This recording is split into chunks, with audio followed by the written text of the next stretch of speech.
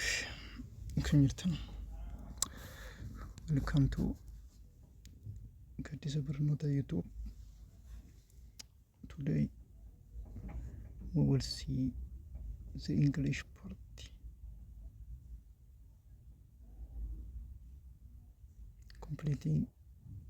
Complete the sentences using either present perfect or past simple form of the verb in the bracket. Maal jechuudha takka formii present perfectiitiin takka simple pastiitiin verbiiwwan yookaan xumurtuuwwan biraakeetii keessa jiran yookaan ammattoo keessatti kennamanii jiran irratti hundaa'uudhaan akkaataa himni san fulfiil ta'utti ergaa dabarsuu danda'utti kan guutu bakka duwwaawwan jiranitti kennamanitti guutii jedha. Eegaluu gaaffii tokkoffaan maal jedha seetaa? Yesterday we blank play football after class. This means kun maal barbaada? Simple past gochuu barbaada jechuudha. Maaliif yoo jenne yesterday kan jedhu innaa darbe keessa specific godhee adda baaseeti kan hime. Kanaaf gochichi innaa darbe ta'uu kan beekamu simple past ta'uu kan nutti himu specific time yesterday jedhu kana ta'uu isaati jechuudha. Gaaffii lammaffatti yoo dabarru kanaaf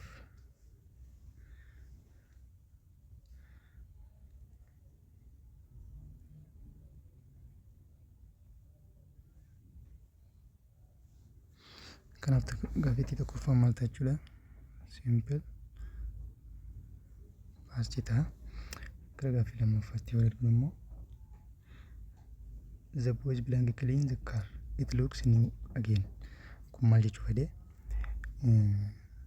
Present perfect dha jechuudha. Maaliif yoo jenne konkolaataa inni yeroo darbe qulqulleessee jira. Konkolaataan amma garuu ilaallu garuu haaraa fakkaata. Kun maal jechuudha? Present perfect jechuun gochaa yeroo darbe keessa raawwatame riizaaltiin isaa yookaan bu'aan isaa amma mul'achuu danda'u jechuudha. Karaa biraatiin immoo specific time akka reefuun tanaa kan akka gaaffii tokkoffaa sun hin qabu jechuudha. Kanaaf kun maal ta'e jenna? Present perfect goona jechuudha. Lammaffaa present perfect jechuudha. Present perfect goona. Gara gaaffii sadaffaatti yoo dabarru we blank just read the book now we can watch the film. Kunis maali? Present perfect dha jechuudha. Gaaffiin kun lamaan present perfect dha jechuudha. Maaliif ta'e? Kunis akkuma reefu specific time past time ta'uu isaa nutti himu hin qabu. Kabiraan immoo kana dura kitaabicha dubbisee xumure. Amma garuu maal ilaaluu jira? Fiilmii ilaaluun hin danda'a. Jedhu. Kitaabicha reefu just as keessatti justiin wanti tokko nutti himti jechuudha. Justiin reefu yeroo xiqqoo tokko dura kitaaba dubbisee fixee amma garuu kubbaa ilaala. Kubbaa ilaaluun hin danda'adha. Kanaaf kunis present perfect dha jechuudha. The first blank meet my best friend 3 years ago. Asirratti simple past ta'a. Maaltu nutti hima? Ganuma qofa ilaalannaa jechuudha. Ganuma qofa ilaalannaa jechoota akkasii yeroo garre blank space waan jiru san irratti maal goona? Simple past goona jechuudha. Qabaamatti. Kunis maal ta'a? Simple past. Akkuma gaaffii tokkoffaa san jechuudha. Gara gaaffii shanaffaatti yoo dabarru none of my family members blank none of my family members blank ever visit another country before. None of my family members blank ever visit another country before. Maal jechuudha? Maatii kiyya keessa nam tokkollee maali? Maatii kiyya keessa nam tokkollee namni biyya biraa daawwate hin jiru jechaa jira. Maaliif jechuudha? Maal ta'e jechuudha? Present perfect barbaada jechuudha. Maaliif? Muuxannoo akkasii namni qabu hin jiru jechaa jira jechuudha. None of my family kun maal ta'e jechuudha? Present perfect formii goona jechuudha. Present perfect formiidhaan guunnaa jechuudha. members have jenneeniti ever visited jennaan jechuudha. Ever visited have ever visited goonaa jechuudha.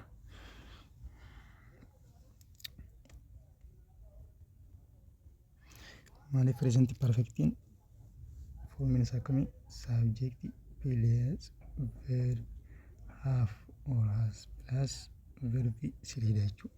Kana namoonni beeka. Akkasitti kan godhamu. Maal ta'inne kunis present perfect tajaajila shanaffaan gara gaaffii jaffaatti yoo darbinu immoo she blank by her car when she was working in the business company. Kun gochoota yeroo darbe keessa gochoonni lameen yeroo darbe keessa kan hojjetamanii fi inni tokko immoo itti ture yeroo darbeen keessa yeroo dheeraa fudhatee itti ture tokko immoo yeroo battalumatti ta'a jechuudha. Gochoonni akkanaa yeroo wal faana dhufan inni yeroo gabaabaa hojjetame simple past ta'a. Inni yeroo dheeraaf hojjetamaa ture immoo present past continuous dhaan ibsamaa jechuudha. Kanaaf kun maal ta'a? Verbiitu asii galchinaa jechuudha. Baawutu goonaa jechuudha. Baawutu goonaa akkasitti gunne jechuudha. Kunis simple past ta'inne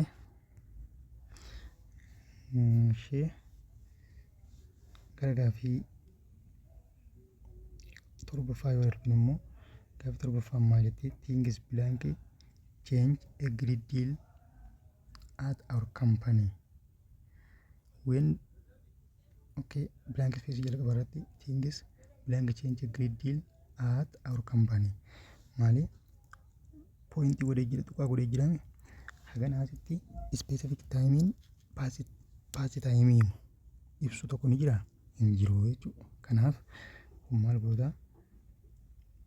Present perfect goota. Bakka tana present perfect goota. Present perfect jechuudha. Blank space itti aanutti yoo darbinu when the first blank start working here 3 years ago maal jennee akkuma reefu jennee years ago gisee jennee asin maal goona? Verbiituu goona jenna. The company ammallee beekuu konni qabdu bakka tanatti koomaa laal bakka kamitti yoo jettan himichi hin xumuramne jechuudha.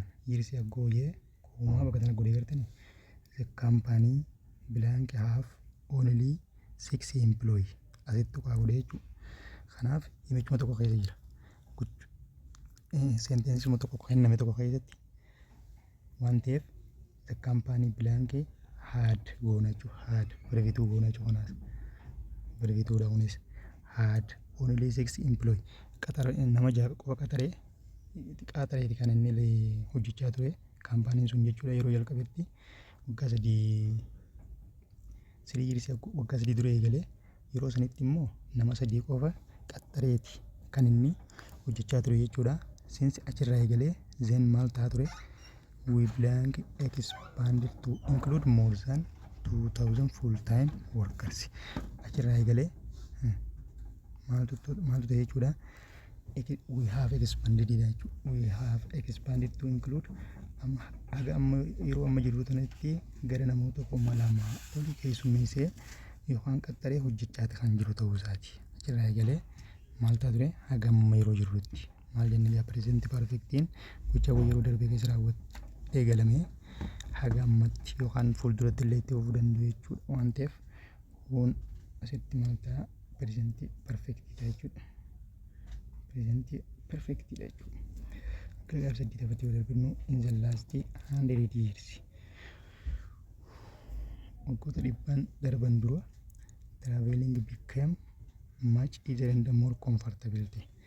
Bakka kanatti wanni nu shawwadamuu hin qabne waan last 100 years qofa jee olaaluu hin qabnu. Specific timing miti kun specific timing jedhamu jechuudha. Specific timing kanaa miti. Waggoota 100 darban keessa ji'a akkasii yookaan guyyaa akkasii jee specific timing yookaan qofa. Kanaaf maal ta'a? Present perfect ta'a jechuudha. Present perfect ta'a jechuudha. Much easier and more comfortable ture. In the 19th century, it belonged to or 3 months to cross North American by covered wagon. Covered wagonidha jechuudha. Asitti kan nuyi beeku wanti ta'uu qabu amma specific godhee jira jaarraa 19 darban keessaa ji'oota 2 yookaan 3 tokkoof kanaaf kummaasaa tokko ta'e jechuudha. Tokko verbituu ta'e jechuudha. Yookaan simple past ta'e jechuudha.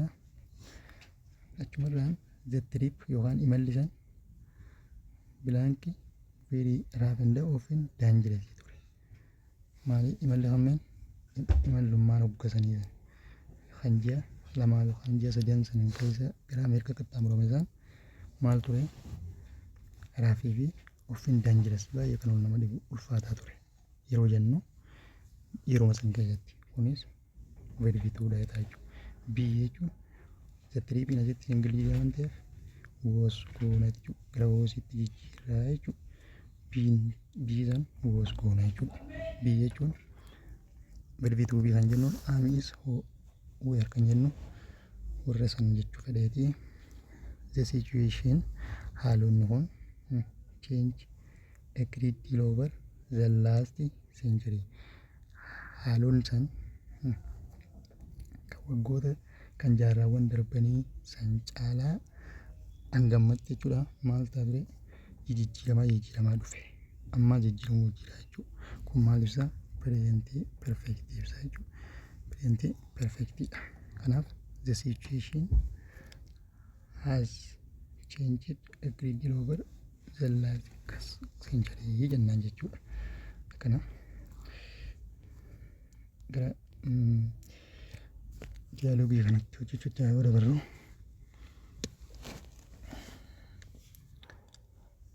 Dialoogii kanarratti immoo kunis dialoogii baay'ee barbaachisaa fi qormaata irratti yeroo baay'ee deddeebi'ee kan dhufu ta'uu isaati. Maal jedha dialoogii tokkoffaan tigistii fi kadiiritti walitti dubbatee tigistii maaliitiin what is wrong maal tokko jira you look really stressed out about something. Kadiit is researched a paper I'm writing outline due to tomorrow. Jedhee erga waliin jedheen booda I am still working on it. Amma jiraan hojjechaa jira. If I don't finish it tonight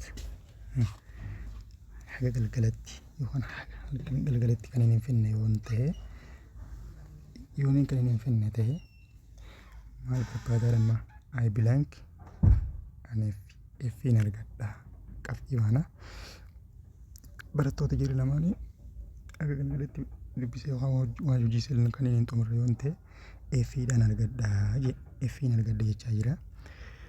Okay, kun maali prediction wantoota simple future dha jechuudha. Simple future asitti if I don't if plus verb 1 asitti maal ta'uu qaba I will ta'uu qaba jechuudha.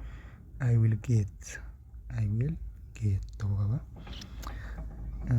Okay, amma itti fufanii maal jedhanii well gaariidha I can help you if you blank it. Okay, erga akkas ta'eeti erga akkas ta'eeti effii argachuurra gaariidha si gargaaruu hin danda'a. If you need it if you need tidha jechuudha. If you will need hin ta'u jechuudha. If you need kun malee realitii jirtu jechuudha. Fakkeenyaaf ennaan ammaatiin gochaawwan gara fuulduraa ibsuu yeroo barbaanne akkas fayyadamne jechuudha. Innoone will need hin ta'u. Need if you need yoo ka barbaaddu ta'e siin gargaara haa akkuma qabu well real condition fuuldura jiru yeroo amma dubbannu jechuudha. Innaa fuulduraa innaa ammaatiin gochaa gara fuulduraa yeroo dubbannu bifa kana fayyadamna jechuudha. Waan asitti if jeef akkasittiin fayyadamnu jechuudha. Okay, akkasii waliin jejjanii erga fixan booda dialoogii lammaffaan immoo eegala. Almaasii fi Mo'abaadhaan are you ready qophooftee jirta jetteeni let go The movie starts in the half hour. Okay, filming egaluuf. We need to leave right now. If we blank, go there in time. Maaltu qonname wanted, will want, would want. Kottu gaa amma maal beekuu qabna sirraa? Okay, we need to leave right now. If we blank to get there in time. The movie starts half the hour. We need to leave right now.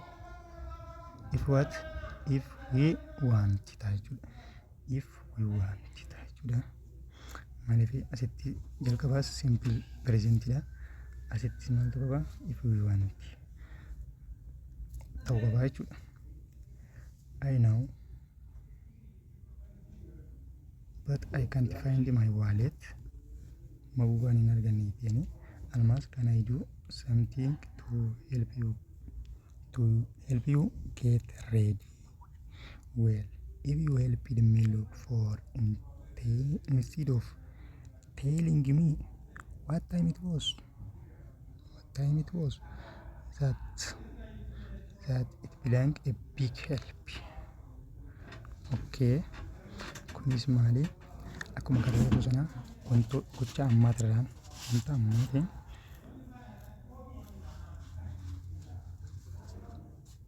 that will be kun maal mul'isa? If you helped me would be jechuudha. Would be, that would be a big help jechuudha. Asirratti kan maal ilaaluu qabna? Look for kan jedhu akka nama continuous godhee future continuous kan nama godhee yookaan gocha gara fuulduratti jiru would be ta'a jechuudha. Would be ta'a. Almaas okay jettanii waliin xumuranii jechuudha. I would keep my wallet in the same place every day if I would keep jetti. I would keep my wallet in the same place every day if maal ta'a jechuudha. Asitti I would jechuun conditional type tuudha jechuudha. Conditional type tuudha waan ta'eef if I were ta'a jechuudha. Akkasitti deema. Kuwaan isatti fudhannee kan hojjennu ta'a. Isuma kanarraa diyaalogiiwwan 3 fi 4 gatatanii yeroo itti aanutti kan itti oofnu ta'a. Dhalatoomaa nu faana bu'aa jechuu barbaanna. Afaan Oromootiin bifa kanaan isin hojjechuudhaaf qophii hunda xumurreeti kan jirru. Nu faana jiraachuu keessan maaliin akka nutti ibsitan namoonni beeku. Dhalatoomaa nagaan jiraadhaan jechuu barbaada.